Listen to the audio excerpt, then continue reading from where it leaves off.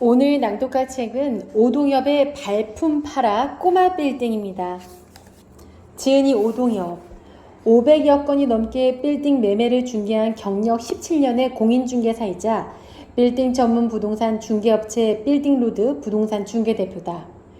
건국대학교 부동산대학원 경영관리학회 석사과정 중이며 빌딩 관련 전문 강사로서 일반인 및 중개사를 상대로 빌딩 중개 업무를 가르치고 있다. 또한 유튜브 오동엽 TV 채널을 운영하며 어떻게 하면 빌딩 부자가 될 수 있는지에 관해 구독자들과 소통하고 있다. 네, 이 책은 파트 3로 나누어져 있는데요. 파트 1은 꼬마 빌딩의 인기, 앞으로도 그럴까? 파트 2, 빌딩으로 수익을 창출하는 5가지 포인트. 파트 3, 건물주로 가는 로드맵 10단계로 나누어져 있습니다. 이 건물 꼬마 빌딩 가장 중요한 것 중에 하나는 저는 이 책을 읽기 전에도 그렇고 후에도 그렇고 생각한 거는 위치. 어느 쪽에 내가 건물을 사느냐, 그 위치가 참 중요하잖아요. 그래서 제가 거기에 해당되는 부분 파트 3 낭독을 해보도록 하겠습니다. 이 투자 사례 분석에서 신분당선 개통, 노년역을 주목하라, 이 부분부터 낭독을 해볼게요. 투자 사례 분석, 신분당선 개통, 노년역을 주목하라. 주지하다시피 부동산은 교통의 발달과 밀접하게 연결되어 있습니다. 주변에 버스 정장이 생기거나 역이 개통되면 자연스럽게 유동인구가 증가하게 되고 그에 따른 주변의 변화로 상권이 변화해왔다는 것은 두말할 나위가 없습니다. 최근 몇 년 사이에 서울을 포함한 수도권에 지하철 개통 예정인 노선이 증가하고 있고 앞으로도 계속해서 늘어날 전망입니다. 수도권에 500여만 개의 일자리가 몰려있는데 그 중에서도 강남을 중심으로 200여만 개의 일자리가 집중되어 있기 때문입니다. 하지만 부동산의 자연적 특성 중 토지의 물리적 양을 임의로 증가시킬 수 없는 성질, 즉 부증성이 있어서 원하는 대로 늘릴 수가 없죠. 또한 직장과 거주지 사이의 물리적 시간을 줄일 수 없으므로 결국 교통 발달로 시간을 줄이는 효과를 기대할 수밖에 없는 것입니다. 그것이 국가가 해야 할 일, 즉 사회 간접 자본의 확충입니다. 그 중에서 특별히 주목할 노선은 신분당선입니다. 현재 신분당선은 강남, 양재, 판교, 정자, 미금, 광교 구간이 운행 중인데 2022년 5월 강남 신사 구간이 새로 개통되었고 2028년 신사 용산 구간, 광교 중앙, 호매실 구간이 추가로 개통될 예정입니다. 나아가 고양시 삼성역까지 개통을 예정하고 있습니다. 이러한 이유로 현재 강남에는 도산대로와 강남대로의 지가 상승이 계속 이루어지고 있습니다. 지금부터 소개할 노 팀장의 노년역 매매 사례는 신분당선 호재 지역인 노년역 인근에 있는 매물입니다. 핵심은 입지의 변화를 이해하는 것입니다. 7호선 노년역은 2000년대 초에 개통하였지만 강남을 지나는 2호선 강남역, 3호선 신사역, 9호선 신노년역과 비교해서 이용객이 적은 편이었습니다. 그림 통계에서 보는 것처럼 개통 이후 계속해서 감소하는 추세죠. 그 이유 중 하나가 강남역과 신사역 사이에 애매하게 위치하여 상권을 빼앗긴 탓도 있습니다. 하지만 최근에 노년역 인근으로 가보면 대로변 건물은 대부분 공사 중이고 주변은 대형 오피스 건물로 변화 중입니다. 이는 신분당선의 연장으로 인한 효과로 해석할 수 있습니다. 이러한 지역의 변화를 읽는 것이 매입 포인트입니다. 노 팀장과 매수 의뢰자는 추가로 2가지를 더 검토했습니다. 그중 첫째가 역 출입구입니다. 역이 개통되더라도 역을 이용하는 이용객의 주요 동선을 파악하는 것이 중요한데 역 출입구가 가장 큰 영향을 끼칩니다.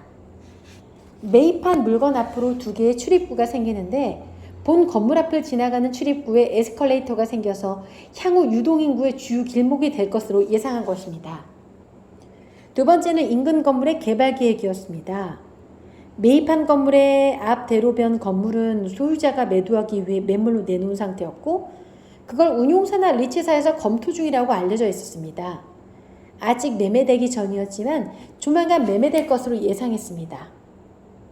그렇게 되면 대로변에 큰 빌딩이 생기면서 분명히 이면의 상권은 성장할 수밖에 없습니다. 의뢰인은 그 부분이 앞으로 입지에도 중요한 부분이라고 판단한 것입니다. 결국 역의 개통과 유동인구의 흐름, 그로 인한 입지 환경의 변화를 잘 고려하여서 빌딩을 매입했습니다. 하지만 낡은 빌딩을 매입한 상황에서 명도에 어려움이 있었습니다. 임차인과 명도를 협의하는 동안 매수자는 건축인 허가를 진행하였고 명도를 마무리한 시점에 건축인 허가를 득하게 되었습니다. 원래 매입할 때는 신축할 계획이었지만 명도하기 위해서 1년 정도의 시간을 보내고 보니 주변 시세가 많이 오른 것을 알게 되면서 사옥으로 신축하라는 회사에 해당 건물을 매도했습니다. 매도자 명도 책임으로 건축 인허가까지 넘겨주는 조건이었는데 본인이 매입한 70억 4천만 원에 약 2배가 넘는 144억 8천만 원에 매도하였습니다. 건물주로 가는 길 3단계 현장 답사 및 법적 규제 검토. 1단계가 꼼꼼하게 자금 계획을 수립하는 것이고 또 2단계가 매입 목적과 매입 지역을 정하는 것이라면 3단계는 현장 답사 및 법적 규제 검토입니다. 직접 사용할 용도인지 수익용인지 투자 수익용인지 임대 수익용인지 등 매입의 목적이 정해졌다면 그리고 원하는 지역도 선택했다면 그 다음은 좋은 빌딩을 만날 차례입니다. 가장 할 일이 많은 단계라고 할 수 있습니다. 매입을 검토하는 빌딩을 직접 찾아가 주변 시세를 파악하면서 매입가가 적당한지를 따져봐야 합니다. 흔히 이러한 현장 답사를 부동산 업계에서는 현장에 임한다는 뜻에서 임장이라고 표현합니다. 그리고 물망에 오른 빌딩이 있으면 건축물 대장 등 관련 서류를 검토하면서 문제가 없는지 파악하는 단계로서 체크 포인트는 다음과 같습니다.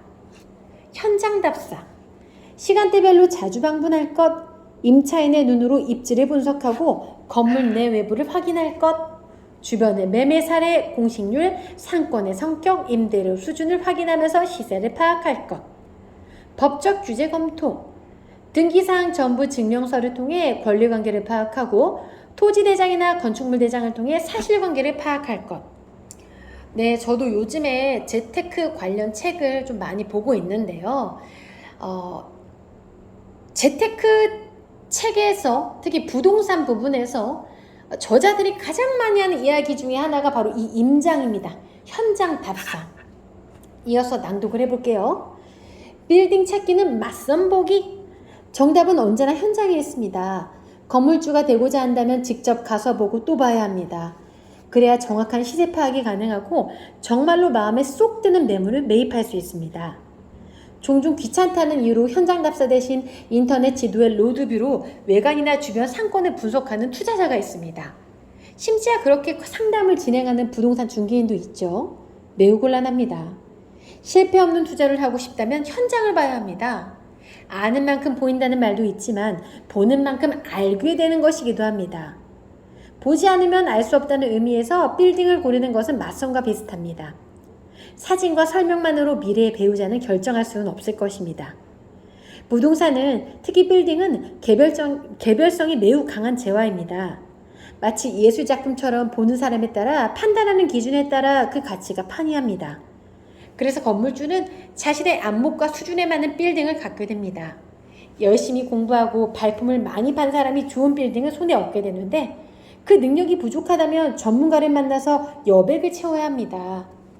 피카소의 작품을 두고 그것이 진품인지 위조품인지, 진품이지만 가치가 있는지 없는지 파악하는 것이 전문 감정사의 역할인 것처럼 빌딩 매입도 전문가의 조언이 매우 중요한 것입니다. 전문가라면 일반적인 설명보다는 구체적인 매물을 두고 설명해야 합니다.